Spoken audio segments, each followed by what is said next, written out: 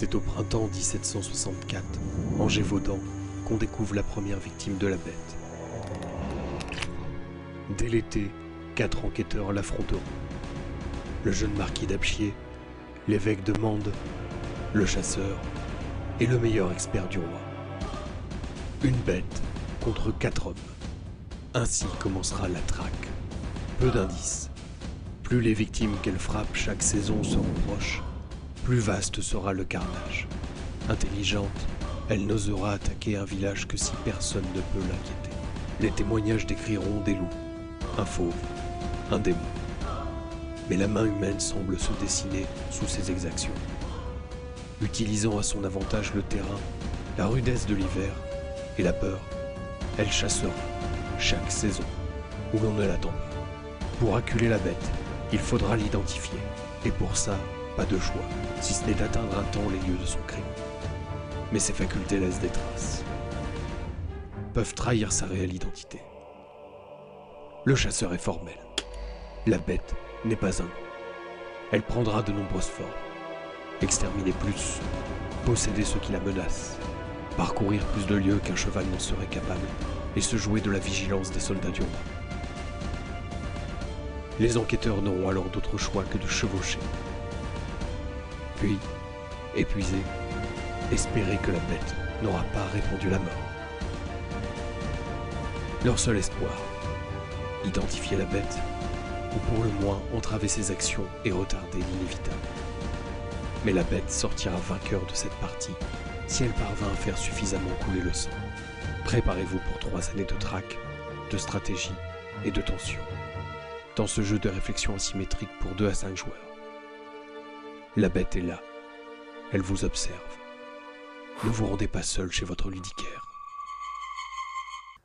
Bonjour YouTube, ici Largo pour une petite vidéo de test donc sur un jeu que nous avons pratiqué ce soir tous ensemble. Nous sommes 4 autour de la table. Bonjour Mickaël, bonjour Jérôme et bonjour Yann. Comment ça va? Salut tout le monde, ça va très bien. Bonjour. Bon, et ben, les petites vidéos quand on est tous ensemble c'est plus agréable parce qu'il y a plusieurs avis. Donc il n'y a pas que le mien et forcément je suis subjectif donc c'est plus sympa lorsque je peux faire les vidéos comme ça. Donc là on vient de jouer un jeu qui s'appelle La Bête. Traque en Gévaudan en l'an de grâce. Gévaudan, ouais. Pardon. Gévaudan en l'an de grâce 1764. Donc c'est édité chez Multivers. C'est la première fois que j'entends parler. Et c'est de Charlec et de Anne et Seb. Vous pouvez trouver une très bonne vidéo sur la chaîne du Passe-Temps qui vous font part aussi de leur avis. Et puis on va vous faire part d'une autre. Donc on a joué 2 parties coup sur coup, ça nous a plu. Ouais. Je pense présenter la vie générale. Yann. Ouais, très bien. Donc c'est quoi le pitch du jeu? Je vais vous montrer bien, le dos de la boîte. Ici, bien, on va essayer de traquer une bête. C'est un jeu collaboratif. Première partie, Jérôme, Yann et Mickaël ont traqué Largo. Et puis après, c'est Jérôme qui a fait l'objet de la traque. Et donc il y a 4 joueurs qui vont essayer de traquer la bête. Voilà. Après, on peut jouer à 2, mais je vois pas trop l'intérêt. Un qui prend la bête, un qui prend tous les enquêteurs. Mais autant jouer à 3 ou 5. Comment ça s'appelle, à Mr. Hyde là. Jekyll and Hyde. Ouais. À 2. Hein, ça ressemble un petit peu. Ouais, ça ressemble un petit peu. Ouais. Alors on peut le faire, on peut jouer à 2.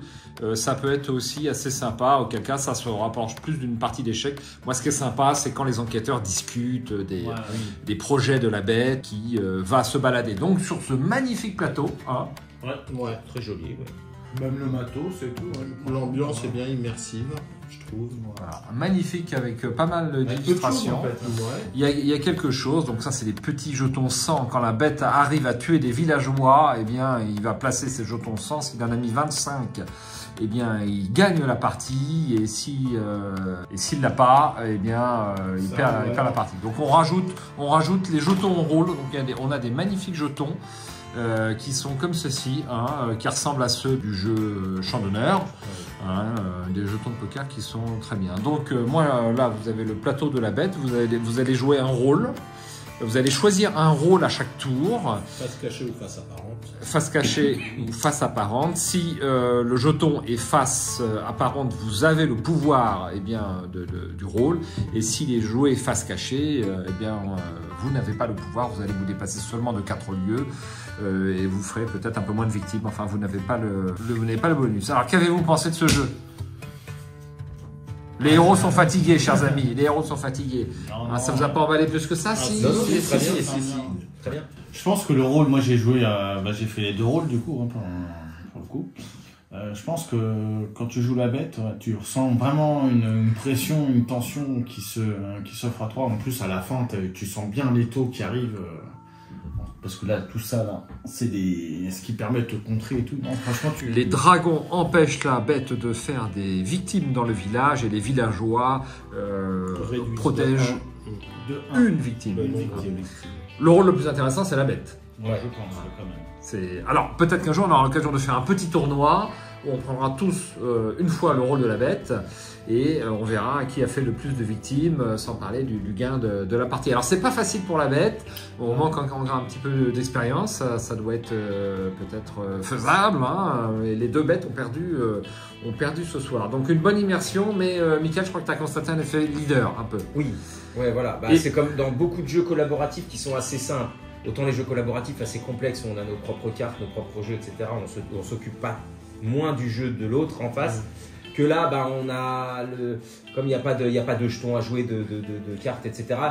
C'est forcément du déplacement. Donc pour moi, c'est un petit peu ce que j'aime moins dans les jeux comme Pandémie, l'île interdite, ces choses comme ça, c'est qu'il y a forcément un effet leader. Toi tu vas faire ça, toi tu vas faire ça, etc. Voilà, donc effectivement, ça peut être un petit peu. Disons qu'il faut jouer avec des gens qui ont un petit peu pas trop de différence de niveau de jeu, parce que sinon, un peu de charisme aussi, parce que celui qui sait pas trop jouer, il va se faire complètement écraser, il va pas apprécier sa partie, quoi. Il faut des grandes gueules. Il faut pas quelqu'un de genre trop discret. Il faut défendre son opinion. Encore plus un peu comme tu le disais, que les chasseurs finalement n'ont pas de pouvoir asymétrique. Oui, il n'y a pas d'asymétrie, c'est dommage. Alors il n'y a pas d'asymétrie, néanmoins, chacun des chasseurs va pouvoir trouver donc l'un des rôles de la bête et par exemple ton personnage lui peut traquer le comte et le vagabond. C'est-à-dire que lorsque le petit jeton de l'évêque arrive dans un village où il y a une trace de la bête, il va pouvoir enquêter et si la bête avait pris l'un de ces 2 rôles-là sur face cachée ici ou même face visible, on va pouvoir voler un jeton à la bête et donc diminuer le nombre de ces rôles disponibles. En début de partie, il choisit une carte qui sera son rôle réel. Et là, c'était par exemple le diable. Et si ce rôle-là est coincé durant la partie, la bête a immédiatement perdu la partie. Alors, je rentre pas trop en détail dans les règles. Voici la notice. D'ailleurs, vous pouvez faire un gros plan si vous voulez le lire. C'est super bien fait. C'est super joli. Les règles sont simples. Il y a 8 pages. Des fois, pour faire des jeux justement profonds, il n'y a pas besoin d'avoir 30 000 règles. Non, il est simple. En plus, je trouve le contexte historique est vraiment bien retracé. Les personnages ont existé. Les personnages ont existé. Les villes existent encore, même maintenant. Petit défaut, vous devez obligatoirement avoir 4 enquêteurs à la table. S'il n'y a qu'un seul joueur enquêteur, il prendra les 4. Le jeu ne va pas s'adapter au nombre de joueurs. Mais c'est pas plus mal. Donc moi j'aimerais bien y jouer plutôt à 4 ou à 5 à ce jeu, si c'est possible. C'est trop ou 5 C'est trop 5 Ouais, c'est trop. Si chacun prend... Oui, chaque enquêteur avec 2 personnages, ou chaque enquêteur avec un personnage. C'est ça. Tout à fait. Un peu le truc. Voilà. On se répartit les 4 enquêteurs, quoi qu'il arrive. Voilà ce qu'on voulait vous dire sur ce jeu. 40 €, c'est à partir de 12 ans, mais ça paraît un peu difficile pour 12 ans. Les règles sont abordables à 12 ans. Après, c'est toute la stratégie autour qui peut être un petit peu... Mais à la limite, t'as 12 ans, un enfant habitué... Tu te poses pas de questions, tu avances ton enquêteur, tu fais pas le meilleur coup possible peut-être. Un enfant qui est habitué au jeu... et à la limite, c'est peut-être plus fluide et naturel, justement. Et on essaye de faire des prévisions, mais par définition, c'est un petit peu chaotique, on ne sait pas où va aller la bête. On fait le raisonnement de la bête, mais la bête a pu penser que nous avions fait ce raisonnement-là, Voilà, hein, c'est le truc. Avec des fausses pistes. Ouais, avec des fausses pistes. C'est assez classique. Hein. Donc, que vous dire? Donc, on a des petites cartes saison là-bas qui vont donner un événement à chaque tour de jeu. Il y aura 12 tours de jeu, 3 ans et puis 4 saisons dans la partie. Et puis, ces événements vont nous créer des surprises. Automne-hiver, c'est favorable à la bête. Printemps-été, c'est favorable aux enquêteurs. Et moi, je trouvais ça assez amusant. On aurait bien aimé plus de cartes saison, plus d'effets. Plus de variabilité, puisque là, il y a 5 cartes pour chaque saison. Et on va en mettre 6. Ouais, c'est 6 en tout. Pardon. Ouais, 6 en tout et on en met 3. Et on en met 3. Ouais, c'est pas mal. C'est plus que prévu finalement. C'est plus que prévu. Vous avez un certain nombre de cartes lieux, alors pour le matériel.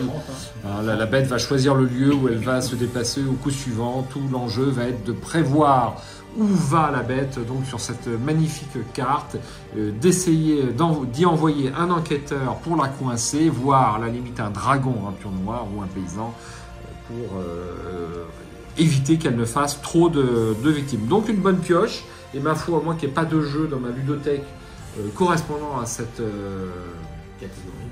catégorie, un jeu fluide et léger à sortir lorsqu'on ne veut pas sortir Mac Knight, Fougeage ou Barrage, Tricerion, enfin voilà, quelque chose d'un peu plus léger. Bon, Yann, une note sur 5 Ouais, 4. Un petit 4 Non, un gros 4, ouais, un sur gros 5. 4.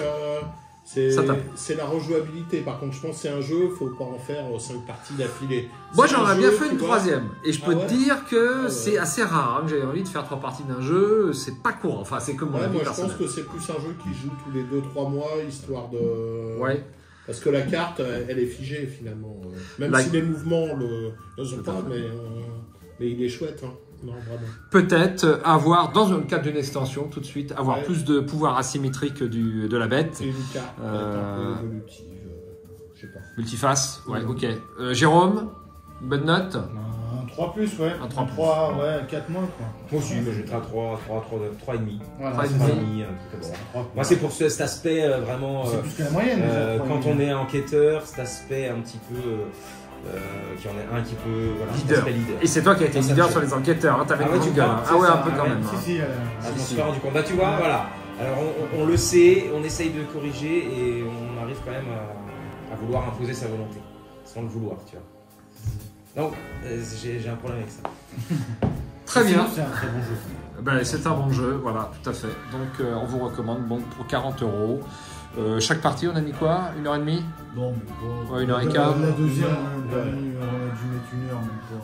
1 heure même pas? Ouais, on était un peu. Oui, on était vite. C'est moi qui. On connaissait la règle, c'est vrai que ça va plus vite. Et le jeu était placé.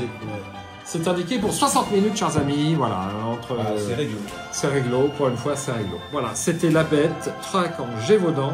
Une belle édition. Une belle édition, absolument. Matos, balle bois, tout, gros plateau. Même le plateau, tu vois, même sur les côtés, il n'y a pas de fond qui dépasse. Tout est brillant. Ouais.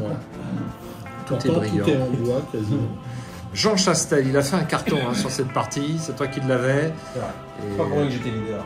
Et donc, alors il chasse la meute de loup, qui est un pouvoir important de la bête. Il se déplace de façon plus importante lorsque la bête choisit la meute de loup. Et Jean Chastel est important. Bon, voilà, ça sera tout pour aujourd'hui sur la bête. Et puis, on vous souhaite de bonnes parties.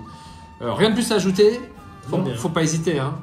C'est tout bon. Bon, alors bonne soirée à tous. Salut. Ciao.